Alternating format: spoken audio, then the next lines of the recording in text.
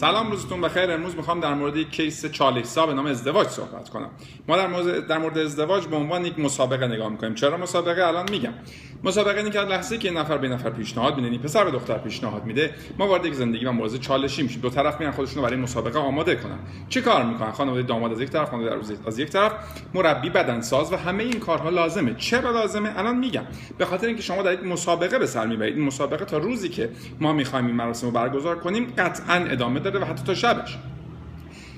وقتی که شما مهمون‌ها رو بررسی می‌کنید می‌بینید که تقریباً یه دربی دارید برگزار می‌کنید، چون هولوش 100,000 تماشاگر این بازی رو از نزدیک نظاره می‌کنن و وقتی که شما مراسم شروع می‌کنی از 6 صبح این مسابقه آغاز میشه، خانم میره آرایشگاه، شما خانم میرسید میره آرایشگاه، چه اتفاقی میفته؟ باربارا استرایسن میره تو، از اون ور نیکول کیدمن میاد بیرون. ولی در حالیه که من و شما همچون عبدالعلی چنگیز هستیم، میریم و میایم و فرقی هم با حالمون نمی‌کنه. بعد از این مراسم وارد مراحل باغ میشیم برای عکاسی و فیلم برداری. چه اتفاقی میفته؟ خب اونی که نیکول کیدمنه کجا و با اون جست و اداها چه، ما این جغد توی دوربین نگاه میکنیم، همون چنگیزی بودیم که هستیم.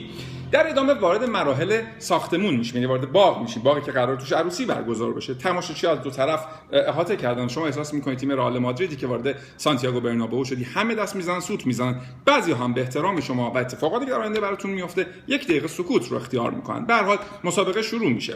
یکی از مهمترین مراحل این ازدواج و یک اقدام چالشی شام عروسی هست. شام عروسی در حقیقت مهمترین قسمته و نیاز به آنالیز داره. برای همین روزنامه‌ها فردای روز عروسی شما رو آنالیز میکنن که جوجه کبابتون چند درصد بوده و آیا اصولا بیف استروگانوف بوده یا خیر. این یه مبارزه است، این یه جنگ، این مسابقه هم حتی نیست. عروس و داماد بعد از یک روز تمام کننده و خسته کننده و رقص و پایکوبی شب که حدود 4 ساعت طول میکشه و نیاز به بدنسازی خیلی دقیقی داره که بتونی از 6 صبح تا 12 شب بکشی، خمر خونه‌شون چه اتفاقی میفته؟ دیگه میخواید چه اتفاقی بیفته؟ توان بدنی مرد تموم شده و این لحظه است که مسابقه به پایان میرسه و نمیتونه مسابقه رو ادامه بده، در حالی که از نظر خانم‌ها مسابقه همچنان ادامه داره. در نتیجه به دلیل همون اتفاقات همون شب مسابقه بارها تکرار میشه. عروسی کنین تا این سنت حسنه رو رواج بدید. یادمون باشه جنگ مسابقه است، جنگ. تا برنامه بعد، خداحافظ.